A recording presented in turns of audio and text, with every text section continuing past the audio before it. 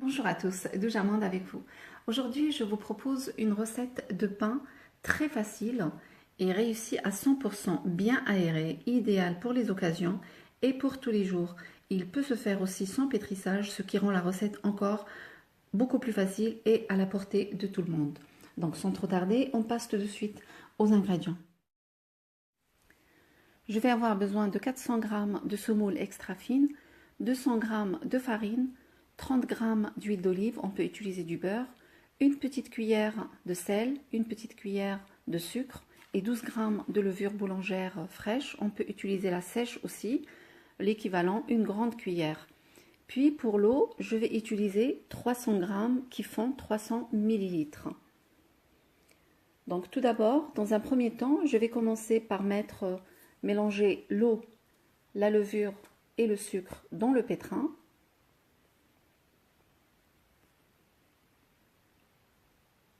Voilà, une fois que c'est bien mélangé, j'ajoute les autres ingrédients, l'huile, la farine, le sel et la semoule. Comme je l'ai déjà dit, c'est une recette qu'on peut faire sans pétrissage, tout ramasser à la main et laisser reposer, comme on peut pétrir. Et pour la semoule extra fine, si on n'en a pas, on peut faire tout farine. Voilà, comme on peut faire que de la semoule extra fine toute seule aussi. Pour le pétrissage, ça prend 8 minutes. Et pour les personnes qui ont le Thermomix, c'est mode pétrin, 8 minutes aussi. Voilà. Donc on obtient après une pâte qui est très souple, très élastique. Voilà, je laisse reposer 1 heure, puis je la couvre bien évidemment. Voilà, donc ça m'a pris à peu près 30 minutes comme il fait chaud en ce moment, il fait chaud aussi dans la cuisine, donc la pâte quand elle lève, on n'est pas obligé d'attendre 1 heure. Quand on voit qu'elle est bien levée, donc on peut la retravailler tout de suite. Parce que quand on laisse lever trop longtemps, après il y a le goût fort de la levure qu'on ressent et ça c'est vraiment désagréable. Donc ma pâte elle a pratiquement triplé de volume en très peu de temps. Voilà, après je vais utiliser un petit bol avec de l'eau dedans. Donc je trempe un peu mes mains dans l'eau. Là je ne vais pas la dégazer la pâte, je vais la travailler directement. Donc je prélève un petit bout de pâte que je moule entre mes mains. Donc je trempe dans l'eau pour éviter que ça ne colle. Et j'essaye de donner une forme. Donc après c'est comme on veut, on peut donner une forme un peu ovale, une forme ronde. Donc moi j'ai préféré faire légèrement ovale, mais vraiment très léger. Donc je continue avec le reste de la pâte. Donc c'est un pain qu'on peut congeler sans problème. Donc moi je le fais maintenant pour l'Aïd. Donc voilà, il suffit juste de le sortir 1 heure avant le repas et puis il se décongèle et c'est comme si on venait tout juste de le faire. On peut le réchauffer un petit peu dans le four, pourquoi pas. Donc je mets le tout dans une plaque qui va au four chemisée d'un papier cuisson.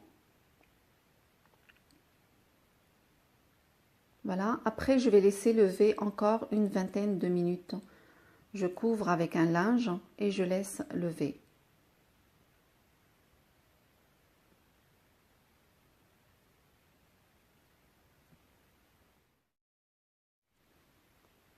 Voilà, après ce temps, avec une lame qui tranche bien, je viens faire une petite entaille au milieu. On peut le faire avec un couteau qui coupe bien, par exemple. Voilà. Puis après, je prépare un petit peu d'eau et je viens passer avec un pinceau dessus, comme ceci. Mon four, je l'ai mis à chauffer à 230 degrés. Donc je passe avec le pinceau sur les mini pains. Après je saupoudre un peu de farine dessus, comme on peut saupoudrer des graines par exemple, ou ne rien mettre tout court. Voilà, et c'est parti pour une cuisson. Là j'enlève un petit peu l'excédent de farine sur les côtés pour éviter que ça ne brûle. Et c'est parti pour une cuisson qui va durer entre 12 à 15 minutes à surveiller bien évidemment à 230 degrés. Voilà, ça nous donne quelque chose de super bien doré, très joli.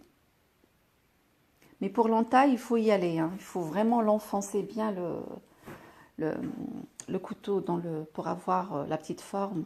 Donc regardez la coupe. C'est vraiment une mie bien filante, mais très filante même. Voilà, très très souple et très bon comme pain. On peut ajouter des graines à l'intérieur si on le souhaite, hein. Ça va renforcer un peu le goût. Et voilà, c'est fini pour aujourd'hui. J'espère que cette petite vidéo de pain vous a plu.